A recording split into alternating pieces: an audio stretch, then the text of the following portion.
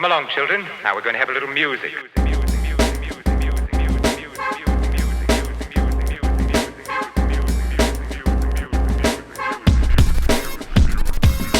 Yo, what is up, guys? Welcome back to First Cut. My name is Andres, and this is our San Diego Comic-Con Black Panther Wakanda Forever trailer breakdown. I'm here with the crew, RB3 and Wikum. We are here to break down that trailer because we just saw it. Everyone's been going crazy over it. It's what closed out Hall H's Marvel panel, so everyone has been mainly talking about this, almost more than anything that's been announced in phase 5 and 6, which to me is crazy, but I think it's because the trailer just delivered so much. I want to go straight to you, RB3. What do you think of that trailer, and what are your feelings on this movie now that we actually see what's going to happen in the film? Well, the build up to this movie has been like absolutely phenomenal, right? I mean, I think they haven't. This is the first trailer we're seeing, and we're like almost like 4 months out, so they've really been like hiding the ball and keeping us really in the dark of what's coming next in the story. I mean, understandably so, because of the passing of the late great Chadwick Boseman. We don't really know what direction this franchise is going to go. But that being said, when I watched this trailer and it starts off with the women don't cry, or women cry, no woman cry, yeah, exactly, song, and it really shows you the reaction that the Wakandan people have to their leader, we think, dying off screen had to them. So I was really, it was a really emotional trailer. It was deep. We had that brief shot of the mural of Chadwick Boseman there. That alone almost brought a tear to my eye. But meanwhile, there seems like there's a lot of action. There's a promise for a lot of big story, and of course, our favorite undersea non-Aquaman character. So I'm excited to talk about. I'm excited to watch all of that play out in November. Yeah, Wickham, what do you think of the trailer, man?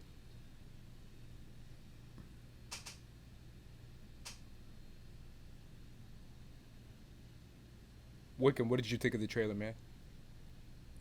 Oh, yeah. So, sorry, my connection cut out for a second there.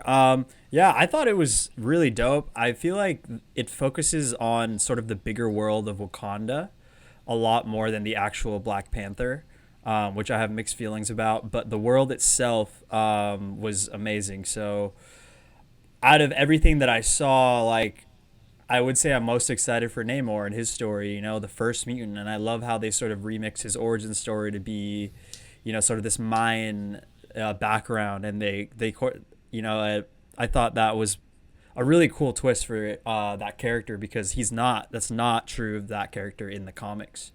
And I'm still a little confused on who's going to be the next Black Panther. I'm pretty sure it's going to be Shuri. And I'll have a little bit of mixed feelings on that, because I don't know how I feel about Shuri's character in general, being the Black Panther or taking on the mantle. So I'm interested to see how they handle that. Yeah, I can't lie, man. This is what kind of stole Marvel's Hall H panel. I mean, to me, this is what it was. I mean, obviously, we weren't there at San Diego Comic-Con, full disclosure. So people who saw the Guardians trailer, people who saw Secret Invasion trailer might have different opinions because they saw content that we didn't see. But from what we saw and what we heard about, because everything else we heard about was mainly just announcements and dates. We didn't really get any cast in any other projects. Wakanda Forever just took over, man. That trailer looked beautiful. It looked different. It looked like Ryan Coogler was like back in his form. And to me, what really took this trailer to me, and I know a lot of people have been talking about it, maybe on my side of Twitter, Latino Twitter, Mexican Twitter, Nosh Huerta as freaking Namor, man, looking like a boss, looking like a king. I literally lost my mind seeing him, not just seeing his casting confirmed, but seeing how badass Ryan Coogler made him look, which is something that's key to the character, because everyone knows Namor in the comics is supposed to be like a crazy, powerful, badass dude. And I feel like Tenoch really embodying that role and taking inspiration from the, Mayan, Mesoamerican kind of background, that to me just, it looked incredible. And I really wasn't sure how it was going to look. And just seeing how Ryan Coogler shot it, directed it, and just made it look spectacular makes me feel like, damn, this is like this is the kind of like Latino representation I want to see on screen. I want to see a boss. I want to see a king, like kick ass. And sometimes in media we don't really see that perspective too much. So seeing Marvel take the charge when it comes to that and getting an actor like him makes me feel even more confident. Someone who's like Mexicano, like this guy's hella Mexican, and it makes me feel like so proud and so seen.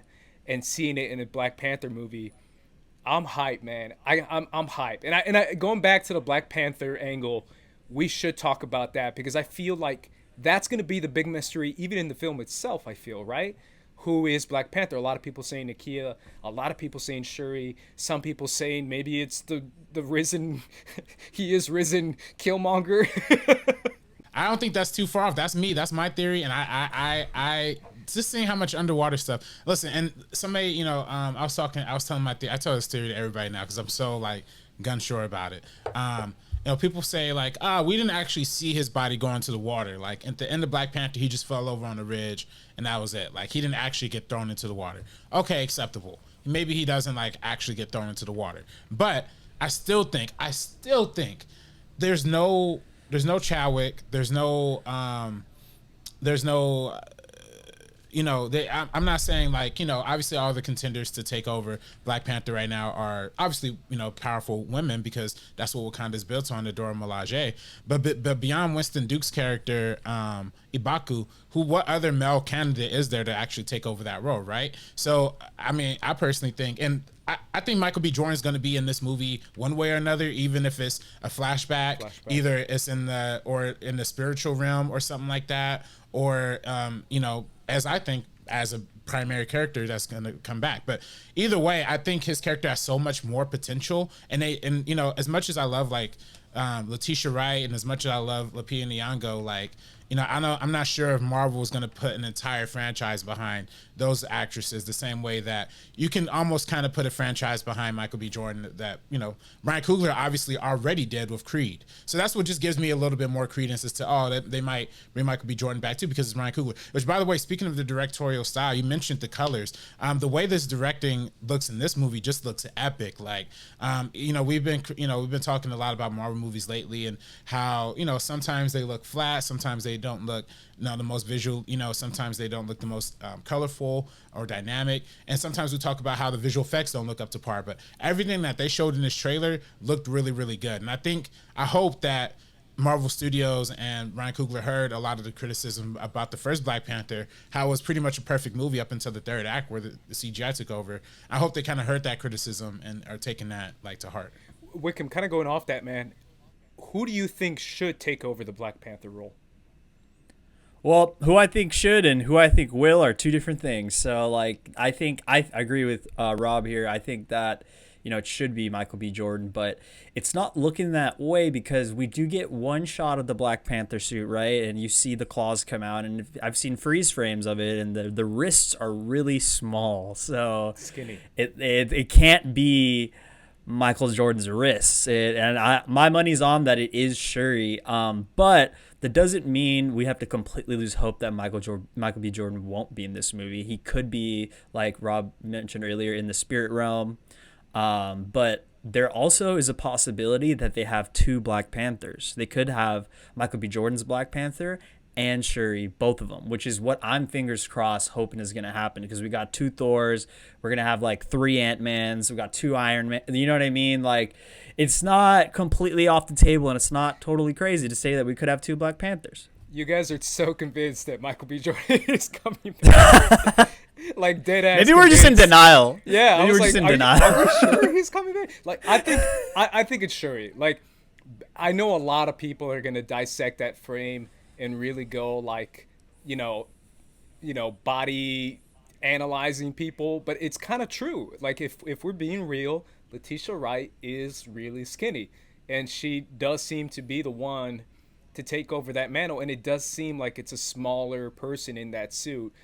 A skinnier person, and then Shuri kind of fits that role, obviously being the sister of T'Challa. So I do feel like it makes sense if it is Shuri. The only other second option I have in my head is Nakia. I keep hearing that too. I could also see Lupita Nyong'o. I'm going to push back on you, RB3, for what you said. I do see Lupita Nyong'o leading a franchise. I think an actress like her level and her stature, maybe not Letitia Wright, but Lupita could lead a franchise to me. And I think she could do that. More so than Letitia Wright, Yeah. I would definitely say more so than Letitia Wright, definitely. So I kind of like the Lupita Nyong'o, Nakia taking over the Black Panther mantle as well. So let's go to the conflict real quick. Obviously, going back to Namor, I want to get your guys' thoughts on Namor too, but it seems like it is a Wakanda versus Atlantis battle. We're gonna have black on Mexican violence out here. Right. They coming to Compton, baby. That's Compton. Where we at? I was We gonna in say, the hood. RB3, what's going on, bro? They putting this conflict on screen. They putting Wakanda Right. versus Atlantis, Mexico versus black people. It's gonna be Mexican versus blacks. What is this, bro? Hopefully by the end we come together, sing Kumbaya. I think that's what's gonna happen. Yeah, Yeah. I think that's what's gonna happen. Yeah. But at first, we're gonna go crazy. Oh yeah, definitely. Oh, easily. But what do you guys think of the Namor being kind of one of the major antagonists in this movie, and Atlantis kind of? I think Atlantis is kind of trying to take over Wakanda, from what I see in the trailers, with all the water, pouring in there. What do you guys think of that? I'll start with you, Wikum. Yeah, so from what I've gathered, it seems like there is going to be sort of a big conflict with Atlantis and Wakanda.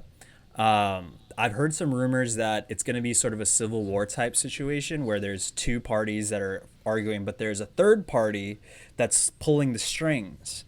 And the theory is that it's Doctor Doom. And if you see in the trailer, there's men with guns, and it looks like some sort of like military division. They're going underwater, and the theory is they're going underwater to get vibranium. And that's happening because Wakanda went public about its own existence. Therefore, Namor blames Wakanda for these people invading his turf, which is the sea. I think making him an antagonist is a great way to get more screen time with him. A great way to introduce him as a character in the MCU, because he's a part of the Illuminati. Like, he does some pretty big things in the comics, and he's a very important character. So. I'm really excited to see the way they handle it. Yeah, what do you think of this Namor action, RB3? I'm super excited about it. This is based on a 2012 storyline by Brian Bendis, called, I guess it came out of the Avengers versus X-Men storyline, where Namor actually attacks Wakanda, fully floods Wakanda. So I think we saw some like glimpses of that happen like so far in the trailer. But yeah, I think the turf war aspect is like ultimately what's at play here, right? Because what's above versus what's below. Wakanda is one of the richest nations in the world. Meanwhile, Atlantis, also a secret society, but what resources do they have to mine? That's something we have to end up. That's something that we're gonna have to end up figuring out like over the course of this movie. But also, what interests me is how. This seems like they are going to portray like it's almost going to be like a Namor full like origin story, because it seems like we see his birth like almost cradle to I don't want to say cradle to grave, because he's obviously not going to die at the end of this movie. But we see a lot of we're going to probably spend most of the time in Atlantis, if not like over half of the time in the movie in Atlantis, to establish that part. Because like you said, Wickham, a Civil War storyline is kind of basically what is basically kind of what the first Black Panther was. Like it kind of ended up just being a civil war between multiple different tribes, within Wakanda. So it's crazy. I'm super excited to see how this plays out. I think my final thoughts, man, are like Ryan Coogler, bro. I mean, people forgot. People have been sleeping on how good he was and how good he is. Like, I looked up his filmography. His last film was Black Panther, right? And that's my thing, is like people have been kind of forgetting, like, this dude is a killer. Like, he knows what he's doing. He knows how to direct. Shout out to the DP too. She's the DP from Loki. I forgot her name. I should pull up her name, but I don't have it in front of me. But my thing is, like, I feel like when it comes to a director's vision, I think he's up there with like the best of them. And I feel like that's what the most confident thing is for me going into this trailer, is not only does it look amazing, not only does it have that emotional pull when it comes to everything that comes with Chadwick Boseman and the passing of Chadwick Boseman and how he's going to do. I think he's going to do that justice. And I think that's what is such a relief, right? As a movie watcher and as a movie goer, to know that we're going to have someone who actually knew Chadwick and knew him well to have him get a proper send-off. So to me, that's the best part. I'll give her a shout out right now. The DP for the movie is Autumn Durald Arkapaw. She is the DP from Loki, and I remember that Ryan Coogler has worked with female DPs in every single one of his movies, which is something to I was just commend. gonna say. Yeah, and I want to give him the major credit for it for sure. And obviously the cast is killer. Denai is amazing. Okoye, I hope she gets more to do in this film as well. Any final thoughts, RB3?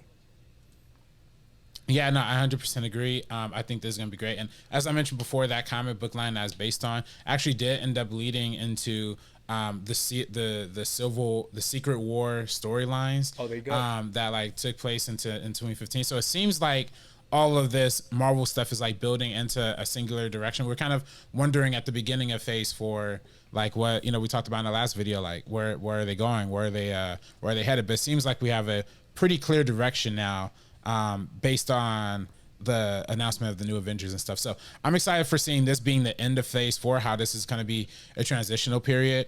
And, if I'm kind of looking at the MCU as a Phase 4 in general, how there's kind of like this overarching theme of like gods and like this disillusionment of like spiritualism and like religion. I think this is going to be another movie that plays heavily into that, especially with the passing of Chadwick.